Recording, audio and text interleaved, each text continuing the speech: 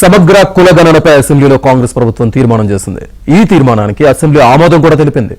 ఇంటింటి సర్వే చేసి ఆర్థిక స్థితిగతులను లెక్కించి ప్రతిపక్షాల సలహాలు సూచనలు స్వీకరించి రాష్ట్ర వ్యాప్తంగా సర్వే చేస్తామని రేవంత్ సర్కార్ చెబుతోంది. ఇక తీర్మానానికి చట్టబద్ధత తేవాలని ప్రతిపక్షాలు అంటుంటే అనుమానాలన్నీ నివృత్తి చేసి సమగ్ర సర్వేను సక్సెస్ చేస్తామని ప్రభుత్వం తెలిపింది.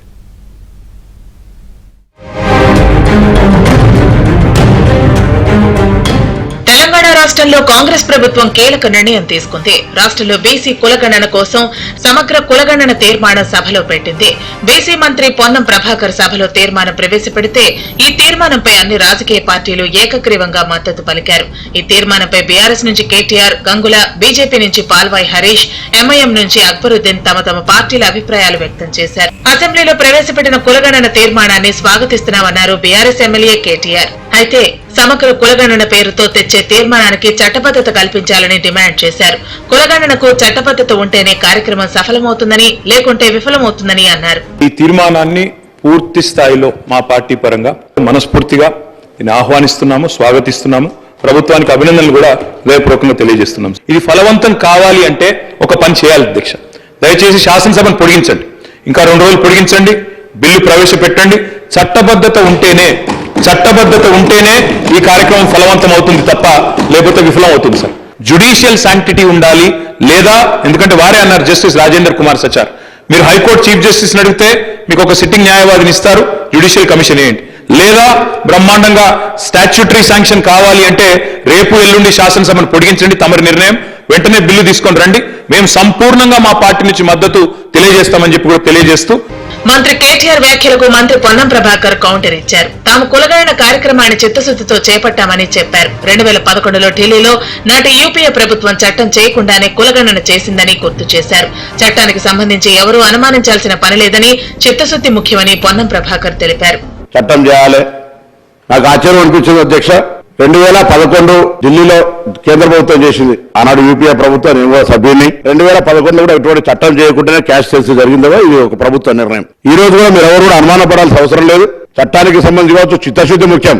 14లో అధికారంలోకి వచ్చిన తర్వాత సరే ఎవరు మంత్రులు ఉన్నారు, బీసీ వెల్ఫేర్ మంత్రులు ఎవరు రేంజ్ అనేది కాకుండా ఈ రాష్ట్రంలో 130 కులాలుండి 29% విద్యా ఉద్యోగ రంగాల్లో ఉన్న తర్వాత కూడా స్థానిక ఎన్నికల లోపల బీసీ రిజర్వేషన్ శాతం జరుగుతోంది అధ్యక్ష.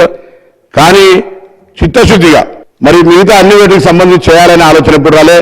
గౌరవ మాజీ మంత్రి గారు నాకు ఆశ్చర్యం అనిపిస్తా ఉంది, కులగణనకు సంబంధించిన ప్రభుత్వం చేసింది ఆ రోజు, దాన్ని బయట పెట్టమని నన్ను అడిగింటే ప్రభుత్వంలో ఉండి కోరితే క్యాబినెట్లోనన్నా కనీసం అడిగితే బాగుంటుండే. అది ఎప్పుడు కూడా బయటికి ఇంతకుముందు అక్బరుద్దీన్ గారు అన్నట్టుగా మేము అడుగుతాము, దాన్ని బయట పెట్టి ఈరోజు ప్రభుత్వ ఖర్చులతో జరిగింది, దాన్ని బయట పెట్టాలని కూడా ఈ సందర్భంగా కోరుతాను. తప్పకుండా మేము కూడా ఆ అంశాలు తెలియజేస్తామని అడుగుతాం అధ్యక్ష.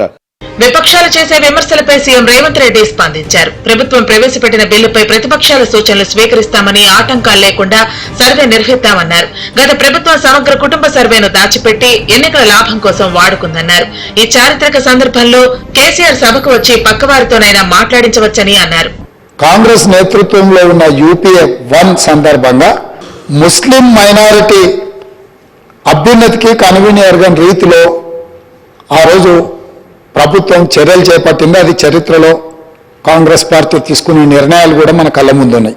ఇలాంటి అనుభవాలన్నిటిని క్రోడీకరించి మన రాష్ట్రంలో ప్రధానంగా అన్ని వర్గాలకు సంబంధించిన సమాచారాన్ని సేకరిస్తూనే వెనుకబడిన తరగతుల వారి యొక్క అభ్యున్నతి కోసం వారికి అవసరమైన ఆర్థిక సహాయాన్ని, అదేవిధంగా రాజకీయంగా కానీ, విద్యాపరంగా కానీ, ఉద్యోగపరంగా కానీ అన్ని రకాలుగా ఆ వర్గాలకు ప్రభుత్వం అండగా నిలబడాలన్న ఆలోచనతోని మా నాయకుడు, పార్లమెంట్ సభ్యుడు రాజీవ్ గాంధీ గారు వారసుడుగా రాహుల్ గాంధీ గారు ఏదైతే మాట ఇచ్చిండ్రో ఆ మాటను నిలబెట్టడానికి ఈరోజు ఈ ప్రభుత్వం పూర్తి స్థాయిలో ప్రయత్నం చేస్తుంది. బీసీ కులగణనపై తమ ప్రభుత్వానికి ఎలాంటి రాజకీయ దురుద్దేశాలు లేవని కాంగ్రెస్ అంటుంటే, నిజంగా అమలు చేసే ఉద్దేశం ఉంటే బిల్లు పెట్టి చట్టబద్ధత తేవాలని బీఆర్ఎస్ డిమాండ్ చేస్తోంది. మరి ఈ బీసీ కులగణన అయినా సఫలం అవుతుందా అనేది చూడాలి.